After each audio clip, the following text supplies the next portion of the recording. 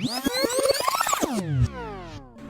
મને આપ જાણકારી આપશો, આપનો ઓવરઓલ રિવ્યુ કેવો રહ્યો અને કઈ રીતના રહ્યું? મને બી વિજય જે આપેલો હતો રિવ્યુ મને કે ભાઈ, અને એમના ભાઈ પણ હતા આપણી સાથે, જે કિચનમાં એમને અમે લોકો રાખેલા હતા એમને કિચનમાં. જય શ્રી કૃષ્ણ, જય જિનેન્દ્ર મિત્રો, હું અમરભાઈ ફરી પાછો આપણી સામે આવી ગયો છું એક આપણા યાત્રી સાથે રિવ્યુ માટે.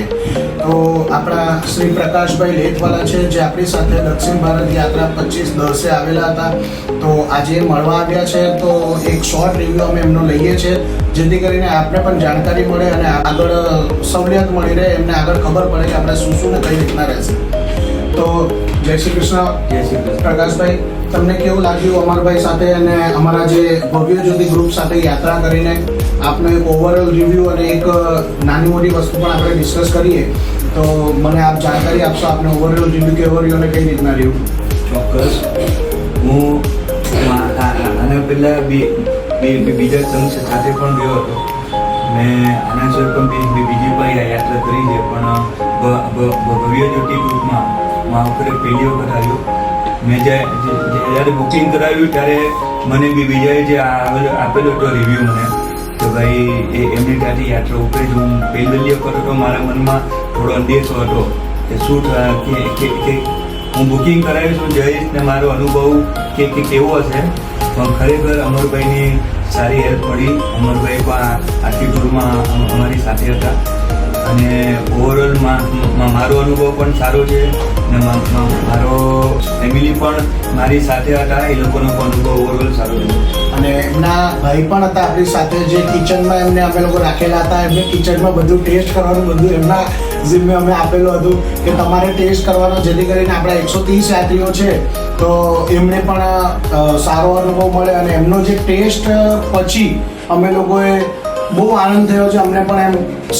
આમાં કેવું, યાત્રા જતા હોય ને સપોર્ટ બધાનો મળવો જોઈએ, અને એવો ફૂલ્લી સપોર્ટ અમને એમના ભાઈ તરફથી ને એમના તરફથી મળ્યો છે.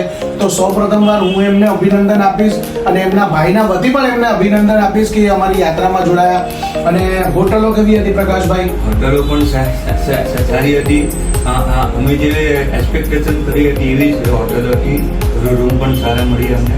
બસ કેવી હતી પ્રકાશભાઈ? બસ તો એકદમ મતલબ કહીએ તો એનો અનુભવ તો એકદમ સારામાં સારો રહ્યો.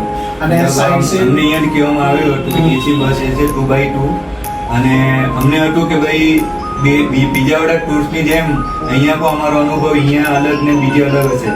પણ જેવું અમને કીધેલું કે 2x2 એસી બસ હશે એવી જ બસ અમને ઓવરઓલ જ્યાં જ્યાં ફર્યા ત્યાં મળી.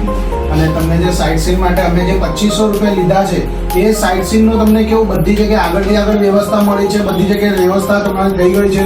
નોર્મલી તિરુપતિ દર્શન ટિકિટને લઈને લોકો ટેન્શનમાં આવતા હોય છે કે 10-10 કલાક થશે, 8-8 કલાક થશે. તો એવો કોઈ કડવો અનુભવ તમને મળ્યો છે કે 10-10, 8-8 કલાક તમારા ગયા છે કશે? અમે અહીંયાથી જ્યારે ગયા હતા, હું આના પહેલા 15-20 વર્ષ પહેલા ગયો, પછી હમણાં ગયો તો મને પણ લોકો એવું કહેતા હતા કે ત્યાં તમારે એડવાન્સમાં લેવી પડે ટિકિટ, એના માટે 8-10 કલાક માટે ઊભા રહેવું પડશે, પછી અંદર જવામાં કેટલો ટાઈમ લાગશે. પણ અમારો એ અનુભવ પણ સારો રહ્યો કે તમે અમને ઇન્ફોર્મેશન આપી કે તમે અહીંયા ઊભા રહી જાઓ ને અહીંયાથી મળી જશે. તો વિધિન 1 hour અમને અમારા આધાર કાર્ડ બતાવીને આપવામાં આવ્યું હતું, ટોકન આપવામાં આવ્યું હતું. અને એમને ટોકન લઈને પછી અમે લોકો હોટલે ગયા, હોટલે આરામ કર્યો. નેક્સ્ટ ડે નું ટોકન હતું. મારા ખ્યાલથી 2-3 કલાકમાં તમારા દર્શન થઈ ગયા હશે. 3 કલાકમાં દર્શન થઈ ગયા હશે.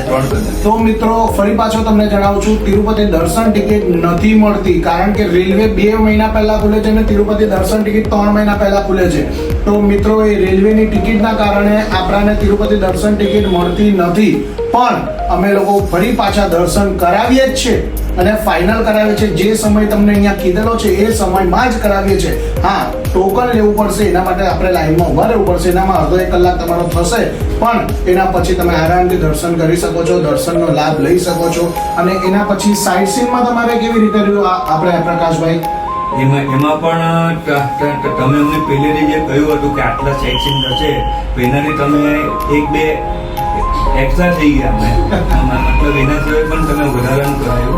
અને સાઇટ સીન કરવામાં કે કેરાલામાં એક પુવાર બેક પુવાર બેકવોટર. વાળો અનુભવ મારો એકદમ ધી બેસ્ટ ટુવાર બેકવોટર. મિત્રો તમે આ ખાસ ધ્યાન રાખજો, ટુવાર બેકવોટર જે જગ્યા છે એમાં બધાએ જવું જ જોઈએ. ટુવાર બેકવોટર એટલે એ એવું સમજો one of the best place છે દક્ષિણ ભારત યાત્રામાં. એ તમારે બિલકુલ જ નહીં છોડવું જોઈએ. એ જે સિનિયર સિટીઝન હોય એમના માટે પણ ખાસ કરીને કહું છું કે પુવાર બેકવોટર જવું જ જોઈએ, એ છોડવો જ જોઈએ નહીં.